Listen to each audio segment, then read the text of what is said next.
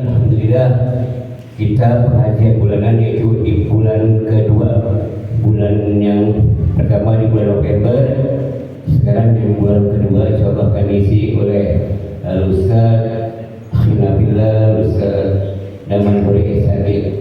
Kepada beliau wakil tempat kami persilakan. Wassalamualaikum warahmatullahi wabarakatuh.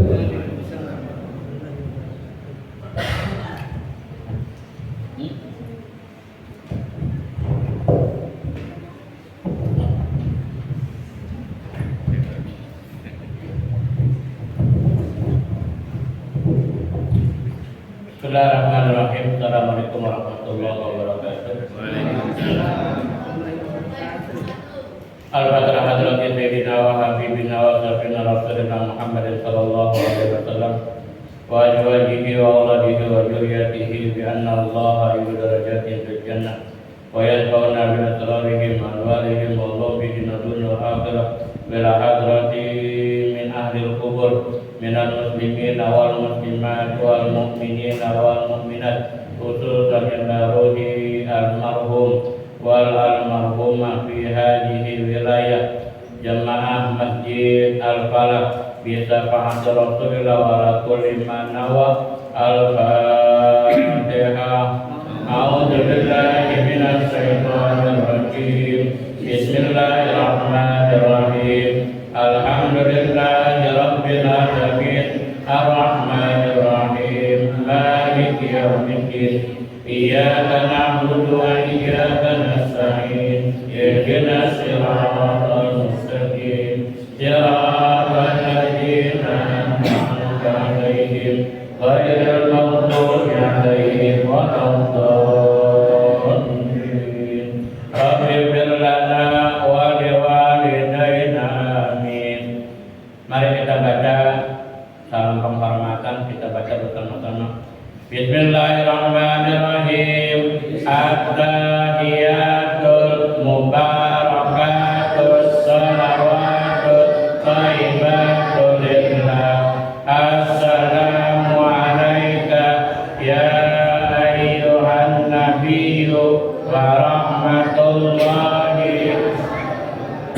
Assalamu alayna wa ala ibadillahi shalihin. Asyhadu an la ilaha wa asyhadu anna Muhammadar Rasulullah. Allahumma shalli ala sayyidina Muhammad wa ala ali sayyidina Muhammad. Nawaitu an-i'tikafa fi hadzal majlis lillahi ta'ala. Ilahi anta maqsudi wa ridaka madlumi mahabbataka wa ma'rifataka lillahi ta'ala.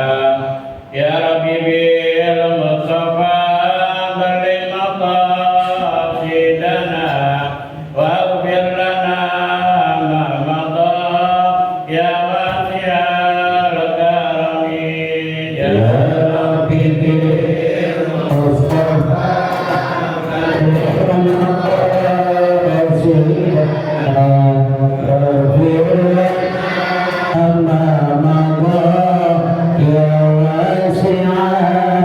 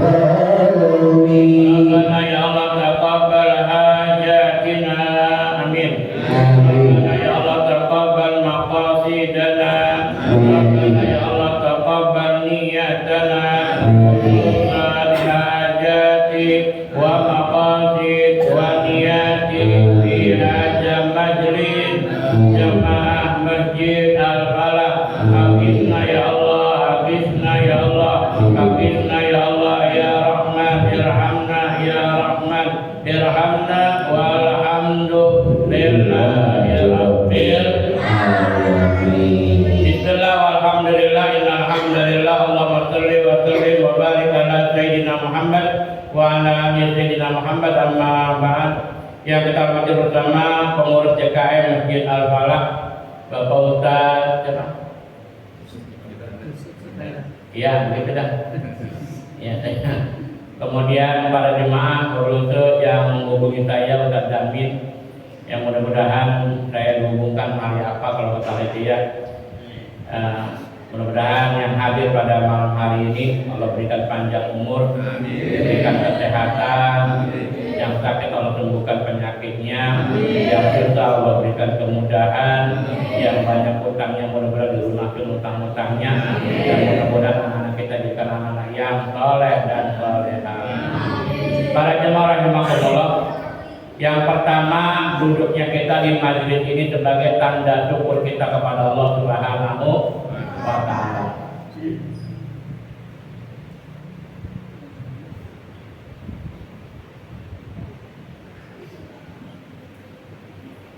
Jadi ya mudah-mudahan kalau Allah berikan panjang umur, Allah berikan kesehatan, Allah berikan kita kesempatan hidup, maka duduk yang paling terindah adalah duduk di majelis Rasulullah Sallallahu Alaihi Wasallam.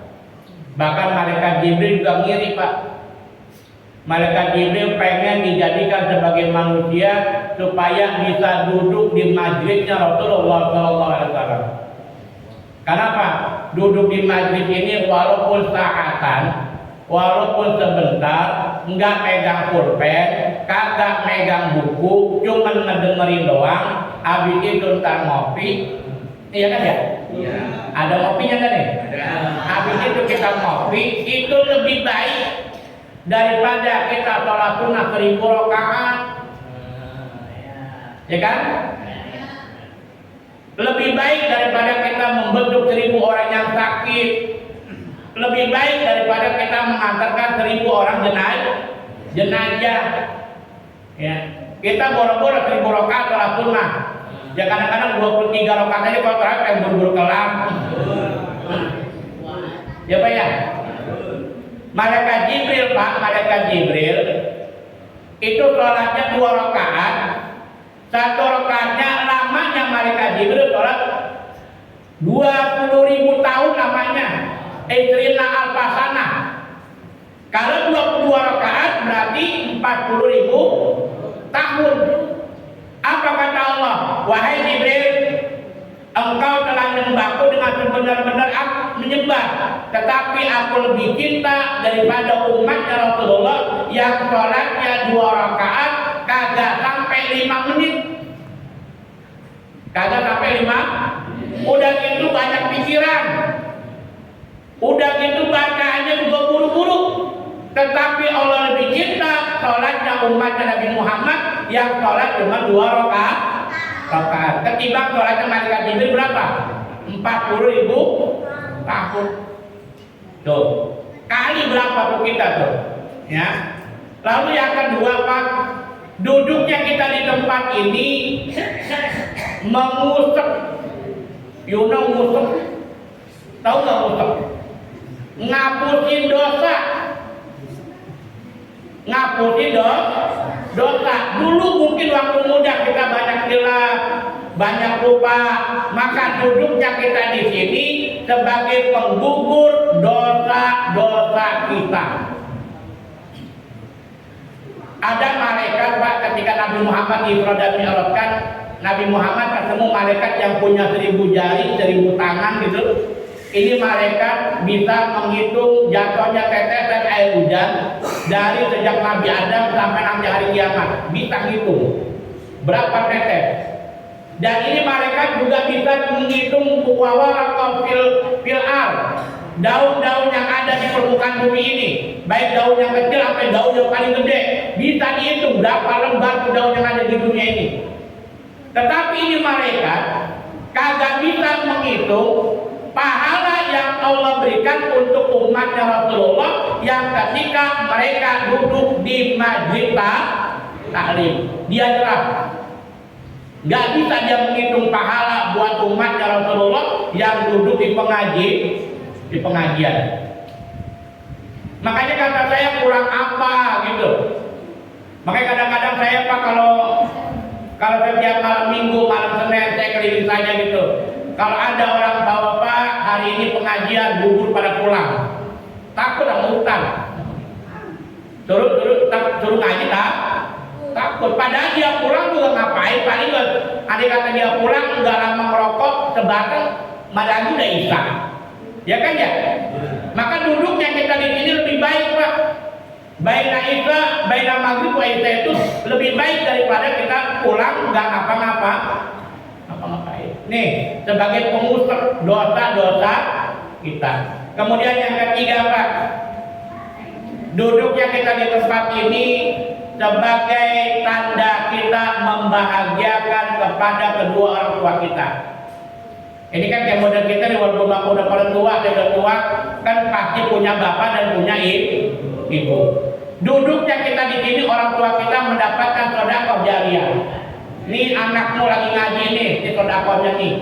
Nih anakmu lagi duduk di bait talim nih, ini sedekahnya nih. Dianterin di makam-makam orang tua kita kalau orang tua kita udah meninggal dunia. Makanya duduknya kita di sini nyenengin, ngebahagiain untuk orang tua yang sudah pada meninggal. Cuma yang lagi saya pikirin begini Pak nih, di sini saya terlalu salut nih. Ini bocah banyak banget ngaji nih. Yang kita pikirin kan kalau kita mati, kira-kira anak kita mau nggak duduk di pengajian? Iya. Sekarang Pak di sini bangga saya resep nih. Sini bocah banyak banget nih, makanya jangan diomelin di bocah nih. Ya, biarin. Mau bocah selawatan, biarin. Kadang-kadang mohon maaf berisik. Orang selawatan berisik, biarin deh, biarin bocah. Biar bocah pada senang selawatan. Yang penting orang tua membimbing. Ini apa nih? Teh manis.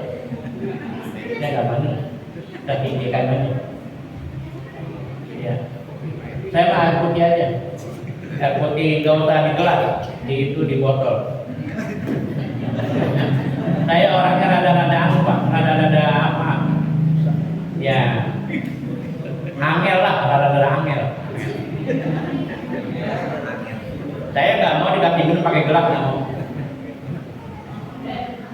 Yang kedua saya nggak mau dikasih minum teh manis, karena memang saya udah manis. Saya nggak mau dikasih teh, kopi, enggak. Saya di mana aja nggak mau saya disediain teh manis, nggak mau. Kecuali kalau susu ya. Jadi rada-rada angel itu rada-rada ya memang kondisi badan saya 97 kilo.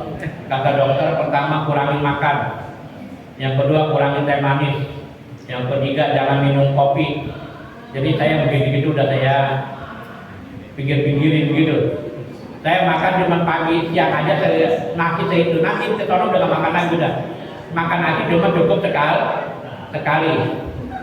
Nah lanjut. Kalau ada air putih aja di botol, jangan pakai gelas.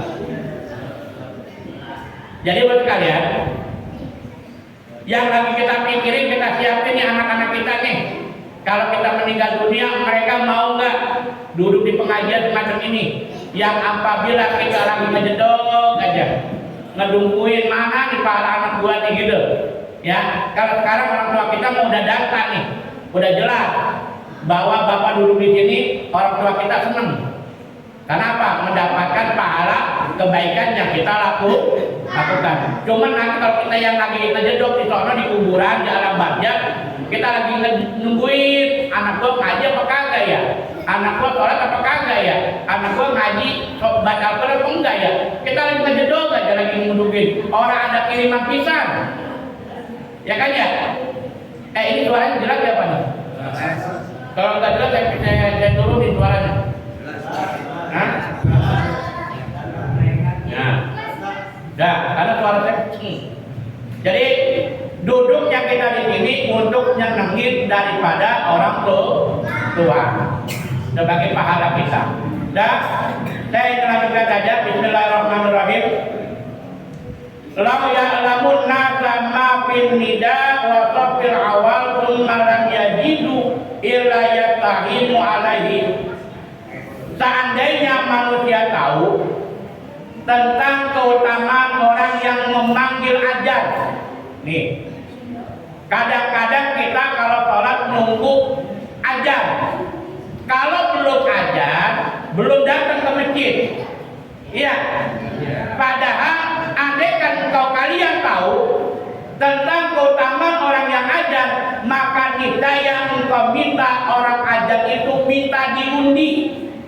Jangan lu mulu apa yang azan, gantian gua. Gitu. Kenapa? Orang yang azan pahalanya besar sekali. Pahala orang yang sholat di dalam masjid, pahala orang yang mendengar azan, pahala orang yang melakukan sholat itu mendapatkan pahala yang diberikan buat orang yang menunaikan azan. Namun kadang-kadang Pak, mohon maaf, nanti pada hari kiamat kita dibangkitkan ada yang wajahnya seperti kal-kawakib, seperti cahaya bin. Kemudian mereka bertanya, ma'amalukum, apa yang kau lakukan sampai wajahmu bercahaya seperti bintang-bintang? Lalu mereka menjawab, kami orang-orang yang apabila mendengar azan, kami baru wudu. Nih, kalau belum azan, belum wudu. Ada nggak orang di sini? Kalau belum azan masih nonton TV. Kalau belum azan mati gak buh gitu. Kalau Allahu Akbar baru dia ngambil wud. Orang yang semacam itu wajahnya nanti pada hari kiamat terangnya seperti terang kal-kawakib, seperti bintang. Ada yang nanti pada hari kiamat orang yang dibangkitkan wajahnya bercahaya seperti kal-qamar, seperti cahaya bulan. Mereka bertanya, apa yang kau lakukan waktu di dunia? Wajahmu seperti bulan. Kami orang-orang yang sebelum azan, kami udah wudu. Beda kalau tadi tuh. Kalau tadi azan dulu baru. Ini sebelum azan udah wudu. Maka orang-orang yang semacam itu dibangkitkan pada hari kiamat wajahnya seperti kal-qamar, cahaya bulan. Umpama maghrib jam 6 lewat 7 menit, jam 6 dia udah wudu tuh, udah siap. Kadang-kadang Pak, mohon maaf ini nih, kalau di tempat saya di Kampung Tatak 3 saya bilang, kadang-kadang orang kalau ke masjid wudunya di masjid. Kata saya, walaupun di sini ada wudu, ada air, lebih baik wudunya dari rumah. Ini mah kadang-kadang dari rumah taruh di gulung, disampein, tangan sambil megang rokok, lepas. Mereka hidupnya bingung. Mau ke masjid itu taruh disampein, di tangannya megang rokok, lepas, belum wudu. Padahal Pak, maaf, ketika kita mau berwudu, apalagi mau ke masjid berjamaah kemudian ngaji, dari sejak pintu rumah kita keluar, kita udah dipayungi sama malaikat. Dan kita sudah mulai langkah-langkah kita dihitung. Setiap langkah diampuni dosa-dosa kita, setiap langkah ditambah kebaikan kita, setiap langkah diangkat derajat kita. Kalau dari rumahnya sudah berwudu. Nah ini mah belum berwudu, sarungnya diangkat, tangan megang rokok, lembut kata malaikat, lu mau kemana? Iya. Hatta yadi, sampai kita pulang lagi, kita dianggap sedang berjuang di jalan Allah. Makanya kata saya nih, mudah-mudahan Bapak yang datang kemari, datangnya dari rumah udah berwudu. Biar setiap langkah kita dihitung sama Allah. Iya. Kalau Bapak dari rumah nggak berwudu, mereka menghitungnya bingung. Lu mau kemana emang? Ya enggak?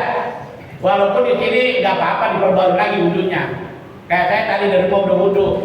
Ya karena memang orang bubuk begini harus ke kamar mandi perbarui lagi nggak apa-apa. Gitu. Kemudian sekalian, yang ketiga ada yang wajahnya kasamsi, wajahnya bercahaya seperti matahari. Apa itu? Siapa mereka itu? Kami orang-orang yang sebelum nida, sebelum azan, kami udah fil masajid, udah ada di dalam masjid. Banyak gak kira-kira nanti? Sebelum azan udah ada di dalam masjid. Orang-orang yang sebelum azan udah ada di dalam masjid, maka nanti pada hari kiamat wajahnya, cahayanya seperti cahaya matahari. Kayaknya ini mah saya perhatikan yang wajahnya kayak matahari, kayaknya marbot ini mah. DKM aja datangnya habis semua aja DKM. Marbot kayaknya datang yang wajahnya kayak matahari, ntar dia mah sebelum aja sudah ada di dalam masjid.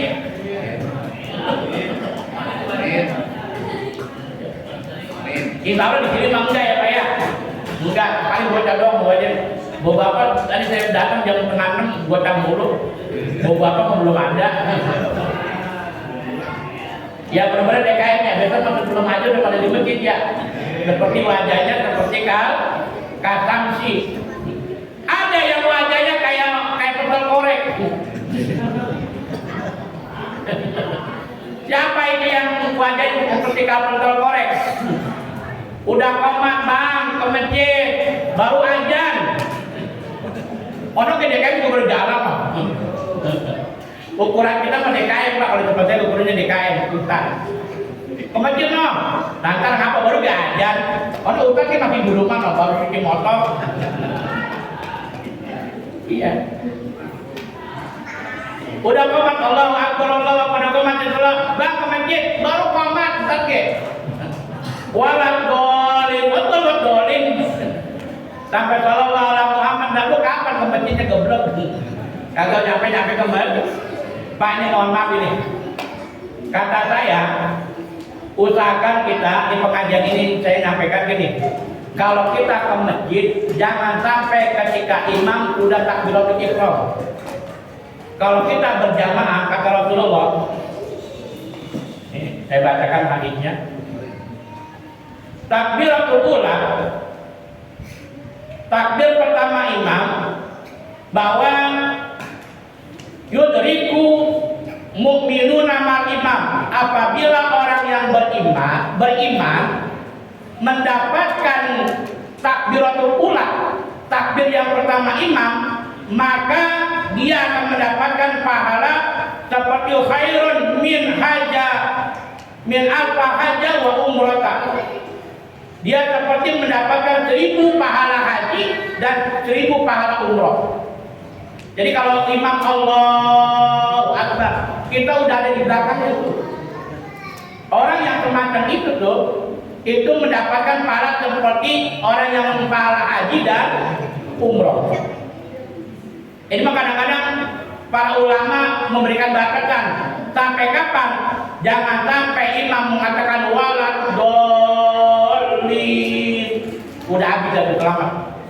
Udah kita nggak dapatkan keutamaan. Minimal Pak, mohon maaf, ketika imam Allahu Akbar, kita sudah mendengarkan dan menyaksikan takbiratul imam. Ini mah kadang-kadang Pak, saya kalau Jumatan Pak, apalagi kalau di perumahan, ya, udah aja masih ada 3 orang, 5 orang. Bahkan ketika saya naik mimbar baru datang atu. Padahal Pak, setiap Jumat itu Allah mengutus malaikatnya, di tangannya memegang kolam, di tangannya memegang kertas. Mereka yakifuna fil babul masjid, berdiri di pintu masjid. Ngapain? Nulis orang-orang yang hulunan masjid, yang masuk dalam masjid. Apabila khatib udah naik mimbar, maka dilipatnya ini buku, diangkatnya itu kolam, malaikat mengelilingi ini mimbar, mendengarkan khutbah yang disampaikan oleh khatib. Nah kalau orang yang datangnya setelah khatib naik mimbar, yang pertama namanya nggak kecatat sama malaikat. Yang kedua, namanya nggak dilaporkan sama malaikat. Doanya nggak sampai ke atas. Kenapa? Karena datangnya setelah malaikat sudah tutup buku. Malaikat sudah mendengarkan. Apa kata Rasulullah? Buat orang-orang yang datang setelah khatib naik mimbar, dia hanya menggugurkan kewajiban sholatnya saja. Enggak mendapatkan kemuliaan, enggak mendapatkan keutamaan. Makanya kata saya makin angel, yang begitu makin ikutin begitu. Datangnya setelah khatib naik, duluin datangnya gitu. Utamakan menyegerakan datang, jangan sampai khatib udah naik mimbar. Sama dengan kita berjamaah. Berjamaah juga jangan sampai kita ketinggalan takbiratul ula imam. Usahakan ya tadi, kalau wajah kita mau seperti katamti, datangnya sebelum azan. Kalau wajah kita mau kalkomar, sebelum azan udah wudu. Kalau wajah kita mau seperti kalkawakin, dengan azan dulu baru wudu. Kalau wajah kita mau kayak bener-bener korek api, mati lagi. Itu mah orang-orang yang azan yang komat langsung berdublek baik di rumah. Nah, itu bilangin. Makanya Bapak tinggal milih, mau milih yang mana? Itu mah ada di pilihan kita. Makanya Pak, mohon maaf, orang-orang yang ketika azan mereka nggak berbunyi, setan aja takut Pak nih dalam hadis ini, bahwa ijanu dia di sholat atau baru setanu laudurat. Kalau dikumandangkan azan, maka setan itu bakal kabur. Kabur seperti kaburnya keterbirit-birit. Kalau kata orang kampung apa keberak-berak itu. Saking takutnya mendengar azan. Maka oleh karena itu buat kita Pak, mohon maaf, sebelum kita menunaikan sholat, ya minimal kita sudah mendekati itu waktu dan kita sudah mendengarkan azan. Lalu yang kedua, andai kan kalian tahu la ya'lamu ma fi soful awal. Ini sof yang pertama apa nih? Andai kan kau tahu tentang pahala yang Allah berikan buat orang-orang yang sholat pada saf yang pertama, maka niscaya engkau minta akan diundi gantian. Ini mah kadang-kadang kita silakan Pak, maunya paling belakang. Ini Pak, mohon maaf misal ini harus kita rebut ini. Harus kita rebut. Ya. Jangan kita tawadu banget, silakan Pak. Kalau masalah begitu mah jangan tawadu. Itu mah pahala. Siapa yang paling dulu pahalanya semakin banyak kita dapat. Ya kita ambil berebut gitu. Saf yang paling pertama. Kenapa? Saf yang pertama mendapatkan doa malaikat 3 kali. Saf yang kedua dapat doa malaikat 2 kali. Saf yang ketiga dapat doa malaikat 1 kali. Saf keempat, kelima dan sebagainya itu nggak mendapatkan doa daripada para malaikat. Apalagi saf yang terburuk adalah saf yang paling belakang. Kadang-kadang kita apa Pak? Kita udah nggak mikirin saf yang pertama, kedua, ketiga. Kita mah habis selesai sholat langsung pada pulang. Pengen buru-buru pulang. Ini mohon maaf, di dalam kitab Tanbihul Qaul, keutamaan berdoa, orang yang berjamaah ini Pak, ada 2, ada yang beruntung, ada yang rugi. Jangan dikira orang sholat berjamaah untuk semua, enggak. Ada yang untung, ada yang rugi. Sahabat bertanya, ya Rasul, siapa mereka yang beruntung? Orang yang sholat berjamaah yang beruntung, fa'ija para ghafalah yang fa'iyadaka ila sama. Dia angkat tangannya, dia berdoa kepada Allah Subhanahu wa ta'ala. Siapa mereka yang rugi ya Rasul? Orang yang apabila dia berjamaah, kemudian dia langsung pulang. Tuh. Kenapa rugi Pak? Pahami, mohon maaf nih. Ketika kita Allahu Akbar, kata malaikat, ya Allah, kata Allah malaikat, ketika hambaku takbir, comotin dosa-dosanya fi unukihim, dari pundaknya. Ini kalau kita sholat Pak udah nggak bodoh sama sekali. Kenapa? Udah diambil sama malaikat. Selesai sholat, ya Allah, tadi kan waktu dia mau sholat udah dicomotin tuh dosanya. Dia udah selesai sholat, pulang kagak nih? Wa ijati wa jalali, demi keperkasaan dan keluhuranku, nggak pantas dosa yang udah diambil pulang. Berarti kan kita udah nggak punya dosa, Pak. Kita sama Allah udah nggak punya hijab.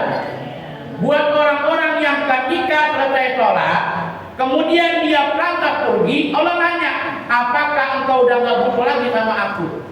Apakah engkau sudah ma'agna, udah kaya, udah sombong, udah cukup?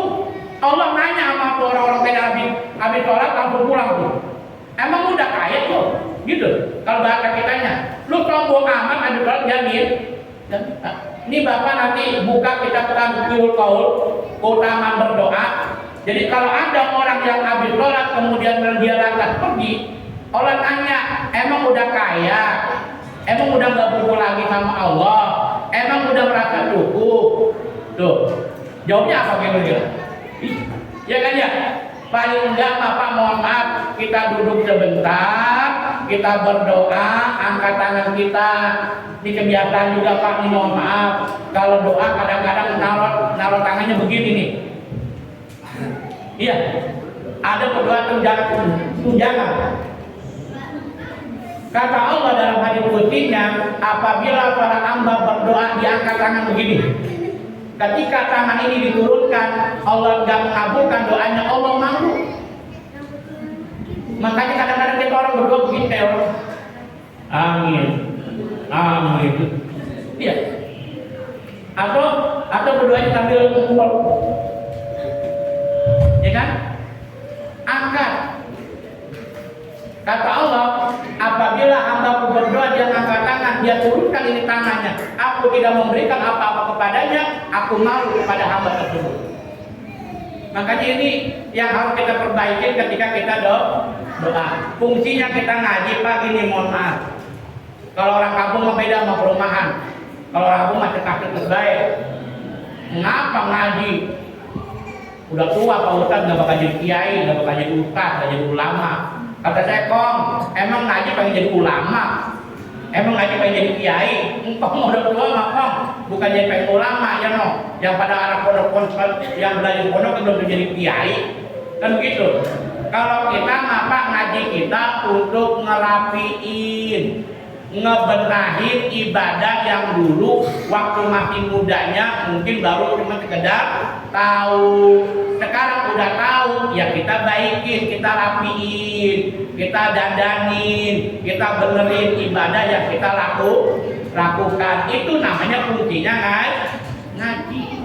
Nah, kayak mulai sekarang ini, mohon maaf, kalau kau tahu nih top yang pertama, besok kita akan berebut nih top yang pertama nih. Jangan kita top yang kedua, ketiga terus. Usahakan top yang pertama kita minta, kita didulukan.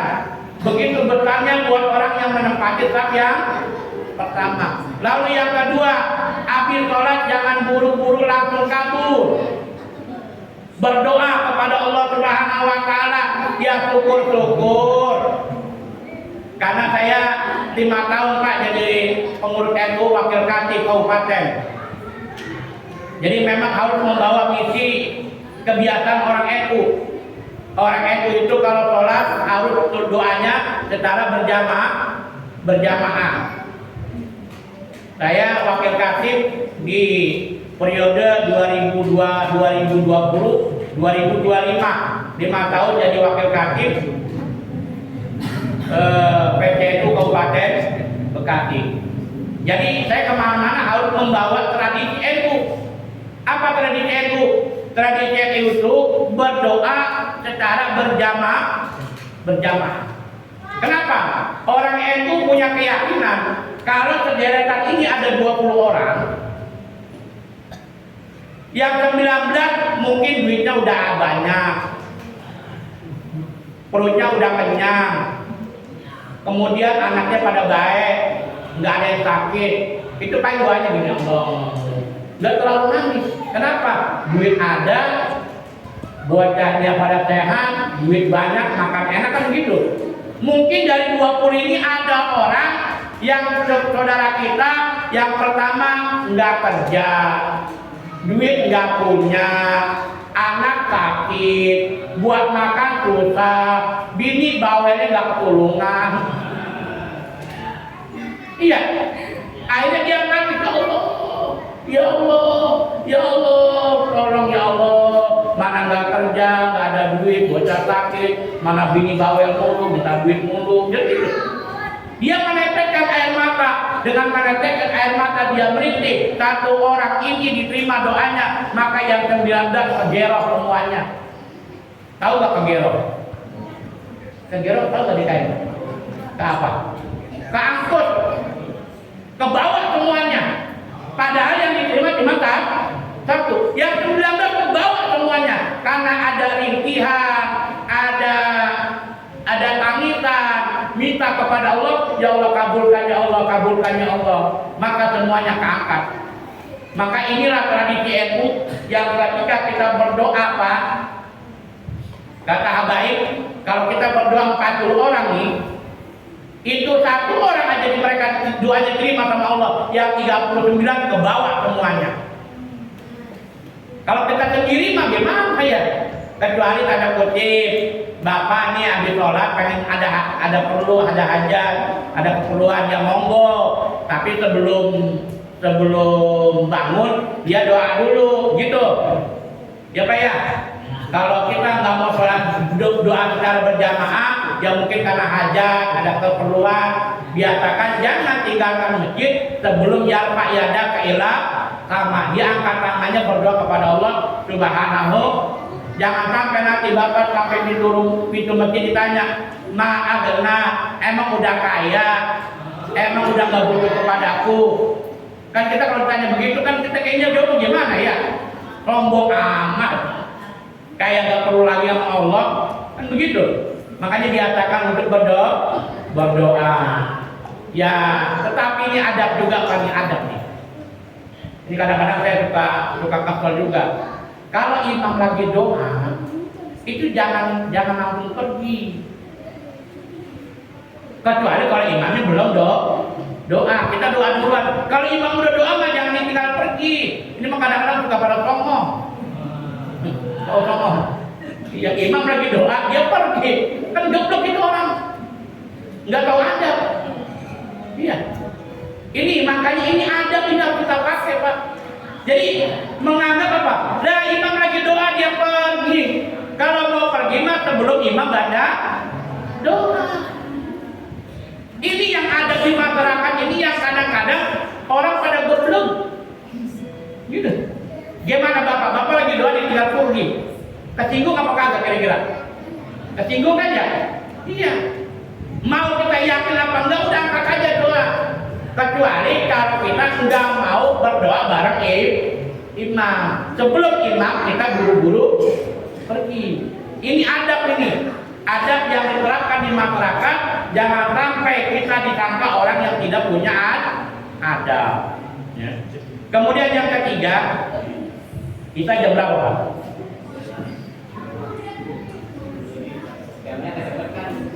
Ya. Karena kontraknya sampai Isya Pak. Lewat Isya berarti bukannya lembur. Jadi kayaknya saya ditelepon sama Pak Darmin, pokoknya Pak Ustadz kita selesai. Iya, berarti lewat Isya hitungannya lembur.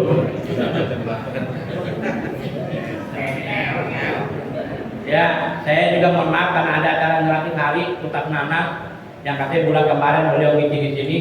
Hari ini ngelatih hari orang tuanya, saya udah bilang saya nggak ngopi lagi ya Ustadz Darmin ya, nggak ngeteh lagi, nggak duduk lagi ya, kalau ada mau dibungkusin aja. Ya. Saya mau ada acara ngelatih hari orang tuanya Ustadz Nanang yang kemarin ngisi kata di sini. Hari ini sekali. Kemudian buat kalian yang terakhir, la ya'lamu ma fi atama wa tubi lau humma wala aqwa. Andaikan kau tahu keutamaan daripada salat isya dan subuh, maka niscaya kalian akan datangin dua waktu ini, walaupun apa, walaupun cara ngesot, walaupun cara merangkak, walaupun cara ngedepok. Itu kan ada kutip di bahasa tuh. Ya, walaupun dengan cara susah payah, engkau akan datangi yang namanya sholat isya dengan sholat subuh. Makanya buat kita Pak, ketika sholat isya ini jangan kita berleha-leha, usahakan kita berjamaah. Barang siapa yang sholat isya berjamaah, kita diponten sama malaikat. Ngerti diponten? Dulu kalau sekolah kita diponten, dinilai nisfu lail, separuh malam kita dianggap orang yang lagi sholat. Kalau sholat isyanya berjamaah. Dan barang siapa yang isyanya berjamaah dan subuhnya berjamaah, sepanjang malam kita diponten, dinilai sepanjang malam sebagai orang yang sedang sholat. Tuh. Kurang apa umat Nabi Muhammad? Sholatnya 4 rakaat. Tetapi kalau kita lakukan secara berjamaah, nisfu lail, dari jam 6 malam sampai jam 12 malam kita diponten, dihitung orang yang sedang sholat. Berapa ratus rakaat itu? Kita 6 jam. Berapa ribu rakaat itu? Besok paginya kita sholat subuh berjamaah.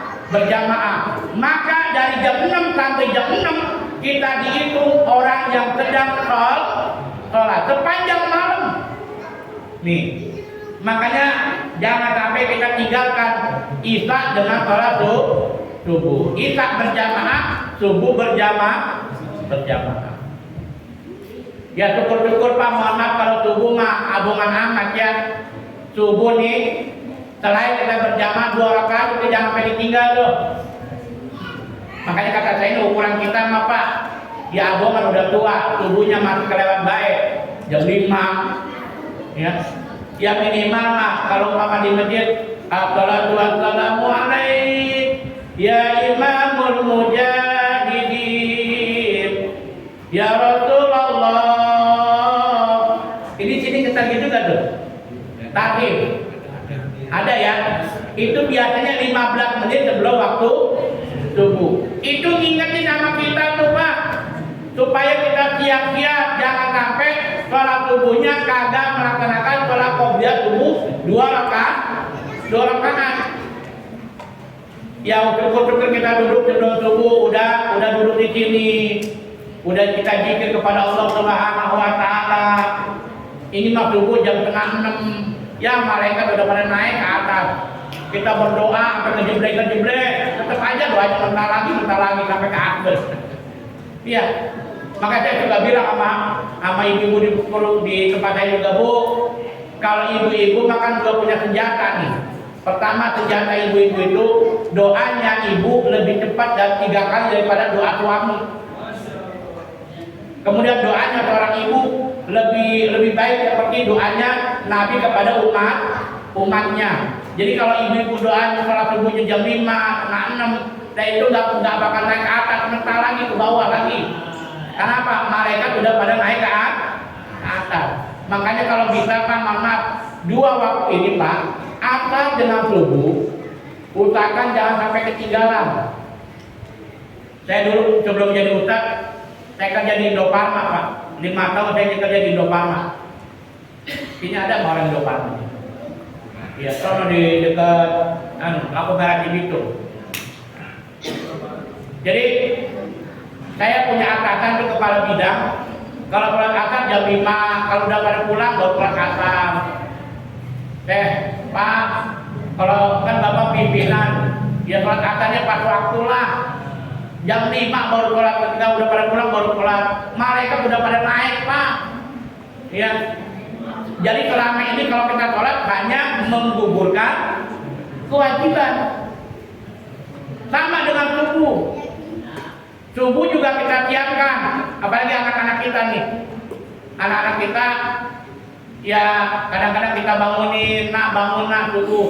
Kadang-kadang emaknya ngasih, bapaknya kagak. Jangan nanti besok kesiangan ngantuk. Ya. Biasain Pak, saya 2 hari kemarin di Al-Bahjah Pak, di Cirebon, di pondok pesantrennya Buya Yahya. Ternyata di sana itu jam 3 anak itu udah pada dibangunin. Setengah 4 itu santri udah pada bangun. Buya Yahya pakai sorban sambil baca wirdul latif, baca waqiat. Kalau ada santrinya ngantuk, bangun nak gitu.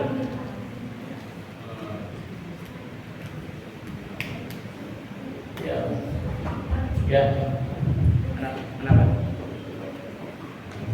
Nggak tahu cara ngisi kajian tidak ada mata. Ya, oke, tunggu aja ya. Jadi gitu Pak. Jadi biasakan anak kita nih, jangan mereka juga terbiasa bangun jam 5, bangun setengah 5. Biasakan mereka itu bangun sebelum subuh. Karena di pondok pesantren Pak, mohon maaf, dibiasakan anak-anak kita itu mereka itu bangun setengah 4, jam 3. Kenapa? Kalau ada anak yang di pondok pesantren, insya Allah hidupnya gak bakal susah. Kenapa? Sebelum subuh itu mereka sudah terbiasa untuk berdoa kepada Allah Subhanahu wa Ta'ala. Saya juga pesan buat diri saya, buat diri bapak semuanya, buat kita mah ya abungan amat udah tua, kayak malam tidur mulu. Ya paling kadang mah sempetin sholat tahajud. Kong, bangun kong, ke masjid kong. Kadang-kadang udah kayaknya mati belum udah kotak dah. Lah udah tua kong, kulit udah pada keriput, ditarik jelpas. Masih mau bangun jam 5, bangun jam 6. Itu mereka udah ngimplengin mulu kong. Betul-betul liatin. Kalau masih muda mah mereka udah jarang liatin Pak. Kalau udah tua-tua begini mereka ngimplengin. Takut dia batuk mati. Abang-abang udah tua, masih mau bangunnya masih mau ke jam 5, setengah 5. Udah tua mah yang sebelum subuh udah pada bangun mereka nyimplong terus. Beda main muda-muda. Kalau kita mah batuk sendiri udah mati, takut mati ketahuan lagi. Dilihat lagi. Orang udah mau mati katanya belum panggilan ke masjid. Panggil dong maka didroil. Digotong ke masjid. Kadang-kadang ada yang begitu Pak, suruh sholat, suruh ke masjid, kayaknya masih kotor belum pantas ke masjid. Lah udah tua loh, udah pada kulit udah tabung Pak, masih belum pantas baik mau kapan lagi, ya. Nah kita kerja yang agak kerja udah tua maya nggak sibuk-sibuk amat ya bangun dia setengah 3, setengah 4 zikir kepada Allah, istighfar. Minta dosa-dosa kita diampunin, minta anak kita didoain, kan gitu. Ya, jangan tidur sepanjang malam. Rugi waktu kita Pak, mohon maaf. Kalau usia kita udah tua tapi kita nggak semakin dekat kepada Allah, maka rugilah usia kita. Enggak bunyi itu DKS. Biasanya bunyi tutut gitu. Udah kelewat ini. DKS diam baik lagi ya. Umur ini mah.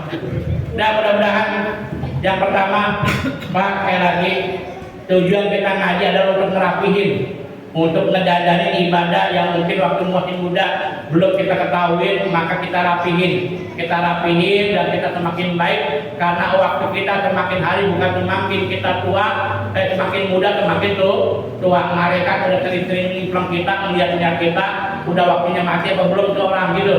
Ya, maka sebelum kita disambut oleh malaikat Jibril, maka perbanyaklah kita mendekatkan diri kita kepada Allah Subhanahu wa Ta'ala. Dan mudah-mudahan Allah jadikan kita orang-orang yang husnul khatimah dan kita diwafatkan di tengah-tengah orang yang soleh dan soleha. Ini saja dapat saya sampaikan. Subhanakallahumma wa bihamdika asyhadu an la ilaha illa anta astaghfiruka wa atubu ilaik. Wa sallallahu ala nabiyyina Muhammad wa ala ali sayyidina Muhammad walhamdulillahi rabbil alamin wallahu muwaffiq ila aqwamit thoriq. Assalamualaikum warahmatullahi wabarakatuh.